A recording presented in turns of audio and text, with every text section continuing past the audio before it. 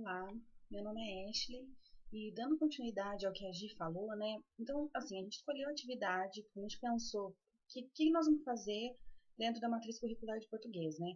Aí nós pensamos, nossa, vamos fazer leitura, porque a criança que lê, ela é mais desenvolta, ela é mais fluente, ela é mais capaz de interpretar, ela é capaz de se expressar melhor, né? A gente vê que essas crianças estão sempre com livros infantis na mão, então lendo as historinhas, elas chegam, elas querem contar. Se a gente contar diferente, uma história diferente que não seja aquilo que estava no livro que elas leram, elas já, opa, peraí, não foi assim que eu aprendi, não é assim que está escrito. E assim, eu acho que a criança ela vai sendo estimulada, tem criatividade, tudo vai fluindo, né?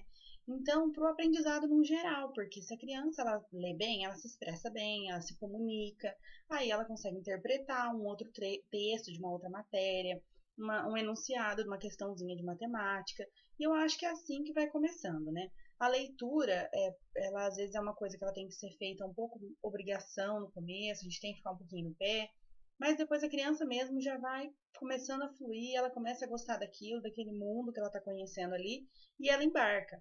E assim, por isso que é importante a gente trabalhar a história que eles já conheçam, por isso que a gente faz uma votação, né? Ainda quando eu e a Gi estava conversando sobre a atividade, eu falei, olha que legal, nesse momento da votação, cada criança vai poder se expressar, levantar a mãozinha e falar que história que mais gosta, e depois haver uma votação de qual história vai ser trabalhada. A gente está trabalhando democracia, a gente está trabalhando a opinião do outro, o respeito à opinião do outro, ao espaço do outro, né? Então, assim, eu acho muito importante também dar esse passo já logo no início, sim, que eles são tão pequenininhos, mas eles já têm que ter essa noção, já têm que começar a se envolver com isso. Então, e aí o objetivo da atividade é só esse, entendeu? É uma atividade que nosso objetivo é que a criança desenvolva sua capacidade, sua criatividade, que ela fique mais atenta, porque quando a professora está lendo em voz alta ali, e ela está vendo a história ou no papel, ou no data show, ou no próprio livro, ela está acompanhando enquanto a professora vai lendo, ela vai acompanhando aquilo ali, e ela tem que estar atenta, ela tem que estar prestando atenção. Aí depois ela vai recontar essa história lá do jeitinho dela, com a letrinha de forma, escrevendo, começando a querer escrever aquilo ali, fazendo desenho, tentando recontar a história do jeito que ela consegue recontar. Aí depois a gente vai fazer o desenho para levar para os pais, porque eu acho que é importante então envolver o pai nisso, o pai, os familiares, saber que a criança está tendo contato com leitura, o que a criança leu, contar lá para o pai e para a mãe em casa que história que foi, e que eles tiveram a oportunidade de ser autores de uma nova história, porque eles fizeram um novo final do jeitinho deles. E eu acho importante eles trazerem isso para a família ver o que está acontecendo e também para a própria criança poder se expressar melhor, né? Porque em casa elas estão mais à vontade, então elas vão conseguir expressar melhor. Então, no outro dia elas vão voltar para a escola, a gente vai ter uma conversa com elas, o que elas acharam, contaram para os pais, depois vai ter essa troca de desenho, e aí eles vão ter que fazer um debatezinho entre eles ali, do que um quis dizer, o que o outro não quis dizer. Então, eu acho assim, a leitura dentro da matriz curricular de português, ela é uma coisa muito ampla, muito extensa e é uma coisa para sempre. Então é óbvio que essa atividade que a gente fez foi só mais ou menos, assim, a gente pensou numa coisa que a gente gostaria de fazer quando formos professoras, estivermos em sala de aula. A gente não sabe se condiz com a realidade ou não, imaginamos que sim, porque pesquisamos, né, tudo a respeito.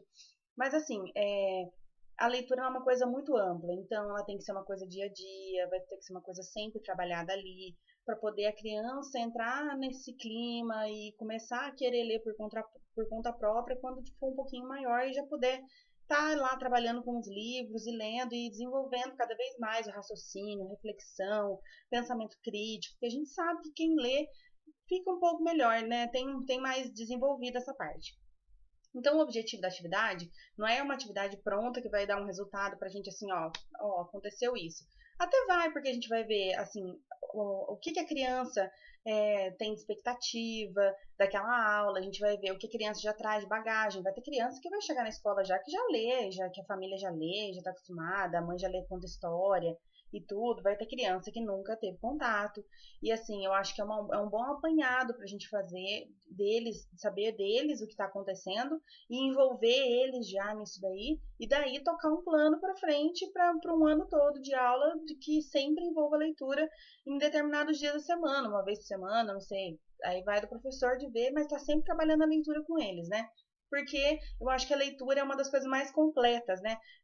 Quando a gente estudou O ato de ler do Paulo Freire, a importância do ato de ler do Paulo Freire, ele fala lá que eles estudavam a própria gramática numa leitura. Então eles estavam lendo determinado livro lá e ali eles iam sublinhando os verbos, os advérbios, eles iam riscando, formando frases, vendo pontuação, tudo lendo um único livro. Então eu acho, a gente acabou achando que é uma das coisas mais completas que tem, que dá para desenvolver muita coisa através da leitura.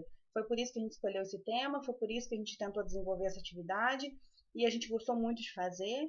E espero que vocês gostem também. Muito obrigado e até logo.